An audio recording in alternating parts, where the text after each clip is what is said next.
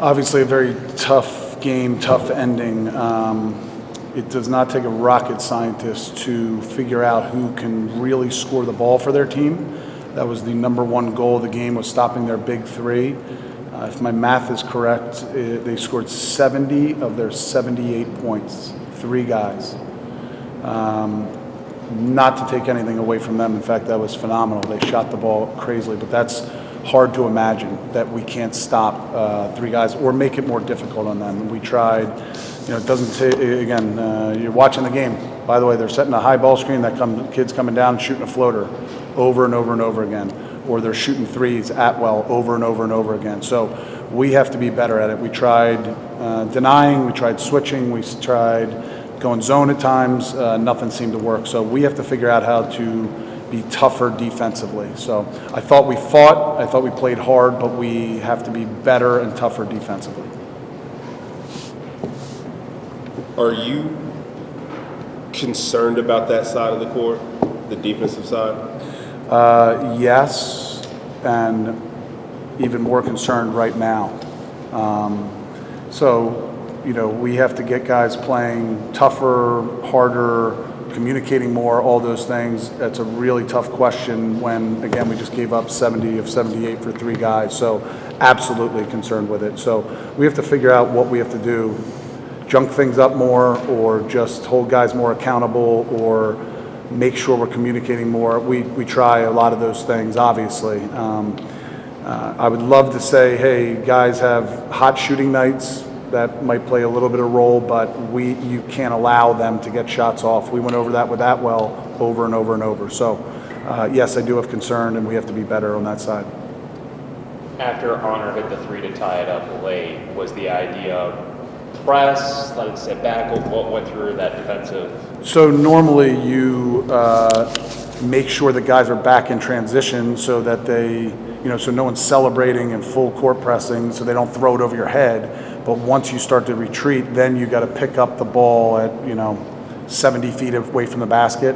And we were too far back. You want them to pick that up, not let them dribble, let the ball roll for a little while, take time off where the clock's not running and they're getting to half court. So we were too far back after, So it's an initial, make sure no one's behind you, and then move up as much as you can, making them take time off the clock. Bash, is a little disappointing that, obviously you all shot 59% from the field, and you didn't get the result that comes along with what was a really good offensive effort. Yeah, and Coach Earl touched on it. It's just our defense. It wasn't great. Our game plan was take those 3 guys away, and we did the exact opposite. And that's hard to overcome. What makes a player like Giles be able to get a bucket seemingly anytime he wants?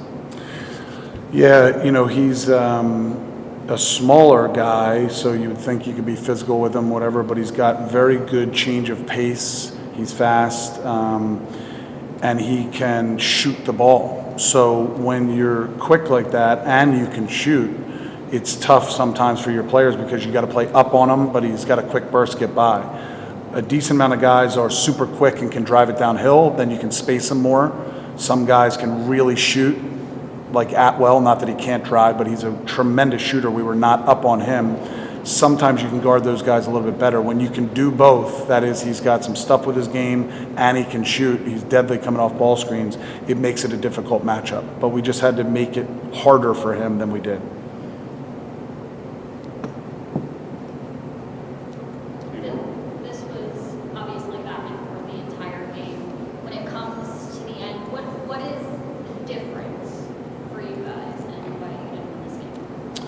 Yeah, to your point, we talked to them a little bit about it definitely matters the execution at the end of the game. But I don't know if we understand how much it matters when the game's 12-11 in the first quarter and we allow a drive against ball screen layup.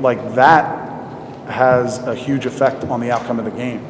So all the little mistakes throughout matter. Now, certainly, oftentimes games come down to the end of the game, and we just have to execute better. We had, I want to say, 2 turnovers where we drove in, got stopped, and just kind of threw the ball out of bounds. So, just execute better, stay pivoting on 2. maybe not letting our emotions get the best of us, just stick with what we do. We obviously played well offensively. We shot the ball well. We got good looks against a very good defensive team. But we have to execute a little bit better. And then defensively, obviously they came off that high ball screen multiple times, 3 times in a row. And Giles hit that floater, same play. I thought they were going to do it a 4th time. He ended up taking a 3 with like 30 seconds left in the game or whatever. It was 17 seconds left in the game. So better defensively as well. After a tough loss like that, is it a good thing that Saturday's game is so close, or would you like to have more time to focus in on it, or adjust on the fly? That's a good question. Maybe Bash can answer that. I would hope that these guys are hungry and want to play and ready to play. We have to take more pride, obviously, on the defensive end, and we'll see a different game and attack with VMI. They play extremely hard.